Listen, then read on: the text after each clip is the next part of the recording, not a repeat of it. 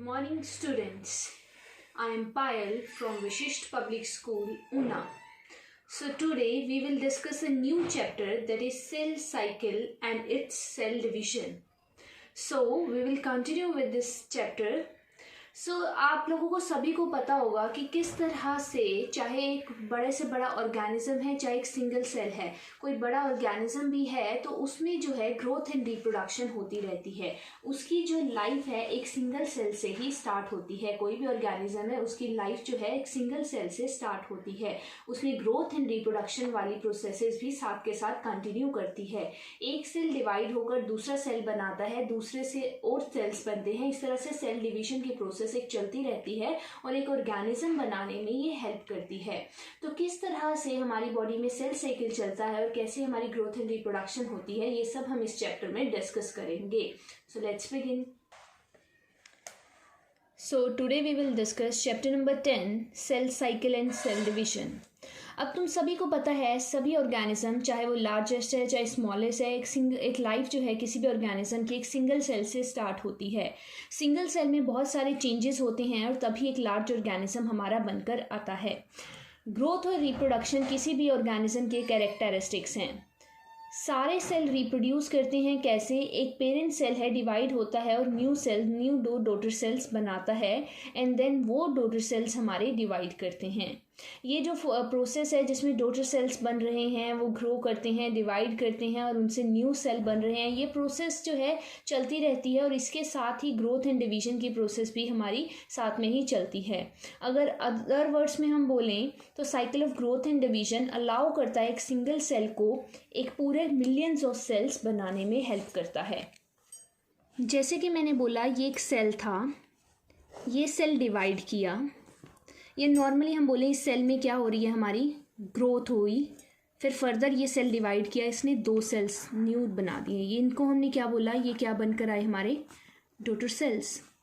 अब ये सेल और ये सेल दोनों ग्रो करेंगे, फर्दर मैच्योर करेंगे एंड देन इनकी भी क्या हो जाएगी, डिवीजन हो जाएगी, इनसे न्यू सेल्स बन गए। इस तरह एक सिंगल सेल से लाइफ स्टार्ट होकर बहुत सारे मिलियंस ऑफ सेल्स बन जाते हैं जिनमें साथ के साथ ग्रोथ एंड डेवलपमेंट भी होती है। सो दिस इज एक साइकिल चलता है, सेल डिवाइड करते हैं, न्यू सेल्स बनाते हैं, देन उनमें डिवीजन होती है, ये सेल फर्दर डिवाइड करेंगे। इस तरह से एक सेल साइकिल जो है हमारा चलता रहता है। सेल साइकिल, सेल डिवीजन बहुत इंपॉर्टेंट प्रोसेस है किसी भी लिविंग ऑर्गेनिज्म में। अगर हम बात करें, जिस टाइम पर हमारा एक सेल डिवाइड करता है उस टाइम पर साथ में डीएनए रेप्लिकेशन भी होती है, सेल की ग्रोथ भी होती है। ये दोनों प्रोसेसेस, सेल के डिवीजन के टाइम पे डीएनए रेप्लिकेट करेगा, सेल की ग्रोथ, ये दोनों प्रोसेसेस जो हैं हमारी कोऑर्डिनेटेड वे में अकर करती हैं। इसलिए ये ध्यान में रखना बहुत ज़रूरी है कि ये कोऑर्डिनेटेड वे में ही ये प्रोसेसेस हो, ताकि जब हमारे डॉटर सेल्स बनकर आएँ उनके पास एग्जैक्ट जीनोम ट्रांसफ़र हो। ये जो सीक्वेंस ऑफ इवेंट होता है जिसमें सेल डबल होता है, डुप्लीकेट करता है अपने जीनोम को, सिंथेसिस टेक प्लेस करती है, सेल में फर्दर डिवीजन होकर दो न्यू डॉटर सेल्स बनते हैं, इसको हम क्या बोल देते हैं, सेल साइकिल। जिसमें क्या हुआ, सेल की ग्रोथ हुई, उसका कंटेंट डबल हुआ एंड देन उसका डिवीजन हो गया। सेल की ग्रोथ की बात करें तो ये कंटिन्यूस प्रोसेस है जिसमें डीएनए सिंथेसिस अकर होगा सिर्फ एक स्टेज पर ही, देन रेप्लिकेटेड क्रोमोसोम्स जो हैं वो डॉटर सेल्स में हमारे ट्रांसफ़र हो जाएंगे और एक न्यू सेल डिवीजन का साइकिल हमारा चल पड़ेगा। ये सारी चीज़ें जेनेटिक कंट्रोल में होती हैं। जैसे जब ये सेल डिवाइड कर रहा होगा, मैंने बोला डीएनए की रेप्लिकेशन हो रही होगी साथ में, जब डीएनए की रेप्लिकेशन हुई हमारे क्रोमोसोम्स रेप्लिकेट होकर डबल हो जाएंगे और एक ये जो पार्ट है क्रोमोसोम का, जब ये फर्दर डिवीजन होकर दो सेल्स बना देंगे, एक जो सिंगल क्रोमैटिड जिसको हम बोलते हैं एक के पास चला जाएगा और दूसरा पार्ट हमारा दूसरे डॉटर सेल के पास ट्रांसफ़र हो जाता है। तो ये जो सारा का सारा सीक्वेंस चलता है ये जेनेटिक कंट्रोल में होता है। तो सबसे पहले आज हम डिस्कस करेंगे phases of cell cycle. Cell cycle कैसे अकर करता है, कितने फेजेस में होता है। अगर हम एक यूकैरियोटिक सेल की बात करें, यूकैरियोट्स की बात करें, यूकैरियोटिक सेल की बात करें तो एवरी 24 आवर्स में एक बार ये सेल साइकिल चलता ही है। सेल डिवाइड करते हैं approximately after every 24 hours. Duration जो होती है सेल की, ड्यूरेशन जो है ऑर्गेनिज्म टू ऑर्गेनिज्म वेरी करती है। हर ऑर्गेनिज्म में डिफरेंट टाइम पर या डिफरेंट टाइम का ये सेल डिवीजन का साइकिल होता है। एग्जाम्पल के लिए ईस्ट की अगर हम बात करें, ईस्ट में सेल साइकिल का 90 मिनट्स में कंप्लीट हो जाता है। एक सेल साइकिल मतलब ये जो हमारा सेल डिवाइड करके दो डॉटर सेल्स में बन रहा है, ये सेल साइकिल हमारा ये ग्रोथ का, सिंथेसिस का, ये सेल साइकिल 90 मिनट्स में कवर हो जाता है। सेल साइकिल बेसिकली दो फेजेस में डिवाइड हुआ है। दो फेज हैं, interphase and M phase. M phase को माइटोसिस भी कहा जाता है, माइटोसिस फेज भी कहा जाता है। एम फेज हमारा एक्चुअल में वो फेज होता है जहां actual cell division take place करती है। एक्चुअल सेल डिवीजन हमारी एम फेज में होती है। इंटरफेज को हम रेस्टिंग फेज भी बोल देते हैं। Interphase is also known as resting phase. हमारा एम फेज जो है जहाँ पे एक्चुअल सेल डिवीजन अकर करती है, जो हमारा ये इंटरफेज होता है ना,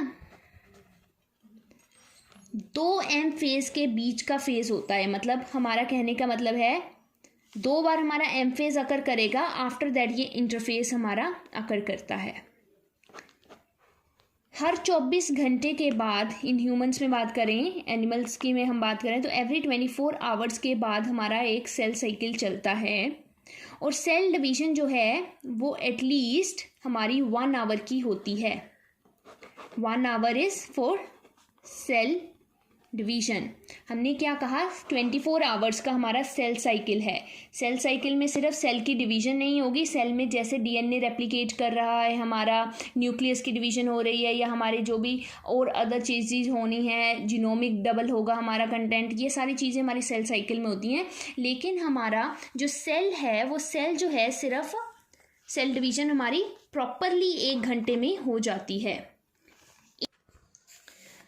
इंटरफेस जो है हमारा मैक्सिमम टाइम जो सेल साइकिल का चलता है, 95% ऑफ टाइम जो है वो इंटरफेस में होता है। हमारे इंटरफेस में 95% सेल रहता है, 5% हमारा एम फेज में होता है। एम फेज हमारा स्टार्ट कैसे होता है? एम फेज जो है हमारा स्टार्ट कैसे होता है? सबसे पहले हमारी न्यूक्लियर डिवीजन होगी, मतलब हमारे सेल का न्यूक्लियस डिवाइड करेगा। ठीक है, अब तुम्हें पता ही है ये सेल है, ये सेल में बीच में न्यूक्लियस होता है। सबसे पहले न्यूक्लियस की डिवीजन होगी। ये जो हमारी न्यूक्लियस की डिवीजन होगी, इस स्टेप को हम क्या बोल देते हैं? Karyokinesis. This is known as karyokinesis, where nuclear division take place. Nuclear division होने के बाद हमारी सेपरेशन होती है डॉटर क्रोमोसोम्स की, separation of daughter chromosomes. Cell था, सेल के अंदर न्यूक्लियस है, तुम्हें पता है न्यूक्लियस के अंदर हमारे क्रोमोसोम्स प्रेजेंट होते हैं। तो जैसे ये सपोज न्यूक्लियस को मैं ऐसे बता रही हूँ, न्यूक्लियस के अंदर इस तरह से क्रोमोसोम होंगे, तो ये आपस में सेपरेट करके एक क्रोमैटिड एक डॉटर के पास चली जाएगी, दूसरी क्रोमैटिड दूसरे के पास चली जाएगी। इसको हमने क्या बोल दिया? ये न्यूक्लियस की डिवीजन हुई हमारी। न्यूक्लियस डिवाइड किया, सेपरेशन हो गई क्रोमोसोम की। अब फर्दर क्या होगा हमारा? अब हमारा डिवीजन होगी साइटोप्लाज्म की, जिसको हम क्या बोल देते हैं? साइटोकाइनेसिस। न्यूक्लियस की डिवीजन को हमने बोला कैरियोकाइनेसिस, साइटोप्लाज्म की डिवीजन को हमने बोला साइटोकाइनेसिस। सेल था एक, उसका न्यूक्लियस डिवाइड किया, न्यूक्लियस डिवाइड करने के बाद ये पूरा का पूरा साइटोप्लाज्म, ये साइटोप्लाज्म है, ये भी डिवाइड कर लिया। इस साइटोप्लाज्मिक डिवीजन से हमारा क्या हुआ? 2 सेल डॉटर सेल बनकर आए जिनके पास अपना अपना न्यूक्लियस है। This is called cytokinesis. तो हमारे एम फेज में हमने क्या बोला? एम फेज कैसे स्टार्ट होगा? न्यूक्लियस डिवीजन होगी, न्यूक्लियर डिवीजन के बाद क्रोमोसोम्स की सेपरेशन होगी, एंड देन फाइनली हमारी साइटोप्लाज्म की डिवीजन टेक प्लेस करेगी। इंटरफेस को हम रेस्टिंग फेज बोलते हैं। रेस्टिंग फेज में, इंटरफेस रेस्टिंग फेज में सेल जो है अपने आप को प्रिपेयर करता है, सेल प्रिपेयर फॉर डिवीजन। ये जो हमारी एम फेज में डिवीजन हुई है, इस डिवीजन को करने के लिए सेल अपने आप को प्रिपेयर करता है। और वो प्रिपेयर कब करता है अपने आप को? इंटरफेस में। ठीक है, इसी फेस में सेल की ग्रोथ भी होती है, डीएनए की रेप्लिकेशन भी होती है। ये सारी प्रोसेस एक ऑर्डर्ड वे में होती हैं। इंटरफेस जो है फर्दर इसके 3 फेजेस होते हैं। इंटरफेस के 3 फेजेस होते हैं, G1 phase, S phase, G2 phase. G1 को हम गैप 1 बोल देते हैं, S को हम सिंथेसिस फेज बोल देते हैं, G2 को हम गैप 2 बोलते हैं। फिगर दिखाती हूँ तुम्हें। हियर यू कैन सी, ये हमारा एक सेल साइकिल चल रहा है। G1 फेज इंटरफेस का, then S phase, G2 phase, और ये देखो तुम यहाँ पर M फेज। M फेज के फर्दर आगे डिविजन्स हैं। और यहाँ पर देखो एक बीच में G नोट फेज भी है, ये रेस्ट फेज होता है, इसके बारे में भी तुम्हें बाद में बताऊंगी। चलता है इंटरफेस के बाद। तुम यहाँ देख सकते हो एम फेज कितना छोटा सा है, ओनली 5%, और ये बाकी का 95% किसने कवर किया हुआ है? हमारे इंटरफेस ने। तो ज़्यादा टाइम सेल अपने आप को प्रिपेयर करने में रहता है कि किस टाइम पर उसने डीएनए की रेप्लिकेशन करनी है, ग्रोथ होनी है। इस सारे फेज में वो सारी चीज़ें कवर होंगी। जब सेल ने अपने आप को प्रिपेयर कर लिया, देन एम फेज में उस सेल की डिवीजन होगी और 2 डॉटर सेल्स हमारे बनकर आते हैं। सबसे पहले हम G1 फेज की बात करेंगे।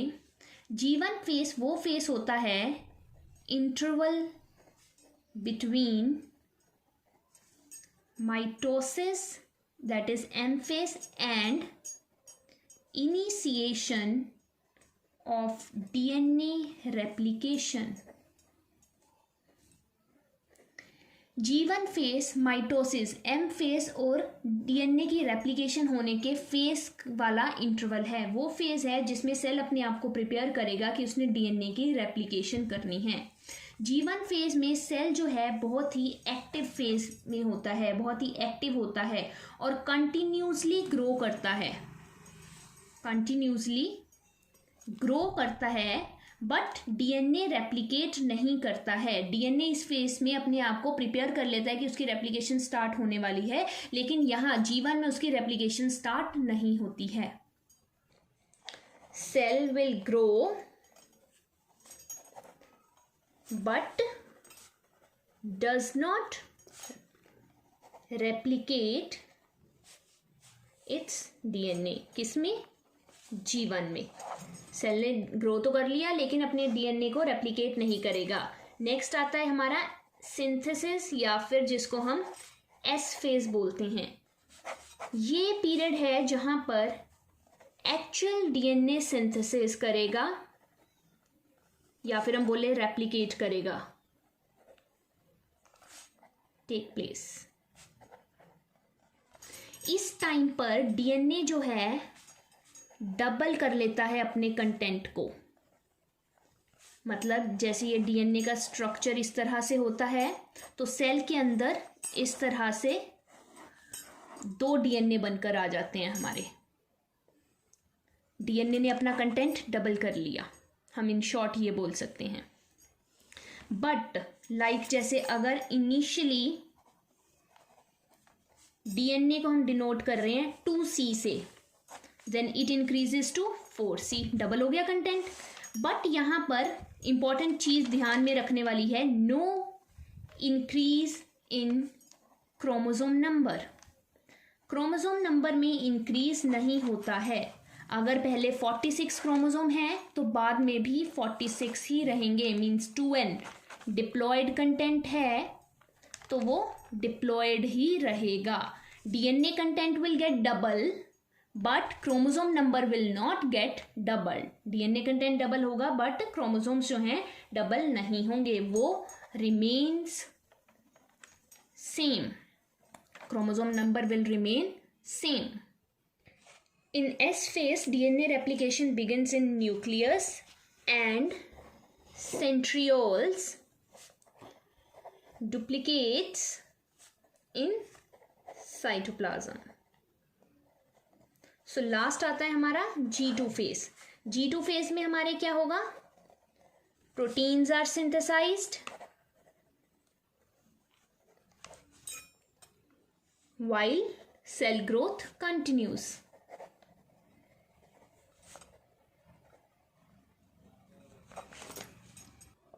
G1 फेज में क्या होता है, सेल की ग्रोथ होगी, सेल ग्रो करना स्टार्ट करेगा।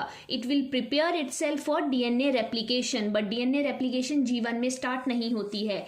S में क्या होता है, S में डीएनए रेप्लिकेशन टेक प्लेस करती है, सेल में सिंथेसिस हमारा डीएनए का होना स्टार्ट होता है। अब यहाँ पर डीएनए अपना कंटेंट क्या कर लेता है, डबल कर लेता है, डीएनए कंटेंट डबल हो जाता है, बट क्रोमोसोम नंबर सेम रहते हैं। G2 में क्या होते हैं, हमारे प्रोटीन्स सिंथेसाइज हो गए, प्रोटीन सिंथेसाइज हो गए। अब M फेज में क्या होगा, सारा काम हो गया, सेल की ग्रोथ हो गई, डीएनए कंटेंट डबल हो गया, प्रोटीन्स बन गए हमारे। M में अब सेल डिवाइड होगा, तभी डॉटर सेल में ये सारी चीजें जो हैं डिस्ट्रीब्यूट हो पाएंगी। इसी तरह से हमारा एक सेल साइकिल चलता रहता है और बार बार सेल डिवाइड करते रहते हैं, ग्रो करते रहते हैं। अब कई बार क्या होता है, कुछ सेल्स जो हैं सेल डिवीजन नहीं करते हैं, या फिर कई बार क्या होता है, सेल्स जो हैं हमें उनको रिप्लेस करना पड़ जाता है, क्योंकि वो सेल्स में कोई इंजरी आ गई तो हमें उनको रिप्लेस करना पड़ता है। तो उस टाइम पर जो है, अब जब हमारे सेल में इंजरी आई, सेल हमारा रिप्लेस करना पड़ रहा है, तो कुछ सेल्स ने, मैंने कहा, डिवीजन नहीं की है। तो जिन सेल्स ने डिवीजन नहीं की होती है वो एक और फेज में एंटर कर जाते हैं। उस फेज को हम कहते हैं G0 फेज या फिर quiescent phase, quiescent stage of a cell cycle या G0 से। कुछ सेल्स हमारे डिवीजन नहीं करते हैं, वो एक रेस्ट फेज में चले जाते हैं, जिसको G0 फेज कहा जाता है। इस स्टेज में सेल्स रहते हैं।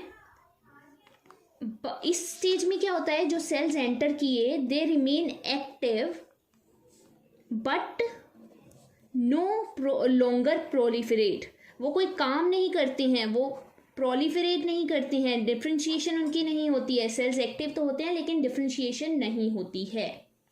तो वो सारे फेज सेल हमारे जो डिवाइड नहीं करेंगे किस फेज में जाएंगे, G0 फेज में। तो एनिमल्स में हमने डिस्कस कर लिया कि किस तरह से एक सेल साइकिल ने, सेल ने अपने आप को प्रिपेयर कर लिया सेल की डिवीजन होने के लिए, किस तरह से हमने इंटरफेस की बात की, और सेल डिवाइड कैसे करते हैं वो सारी चीज़ें हम M फेज में डिस्कस करेंगे, माइटोसिस में डिस्कस करेंगे, उसको हम कल डिस्कस करेंगे। So it was all about interface.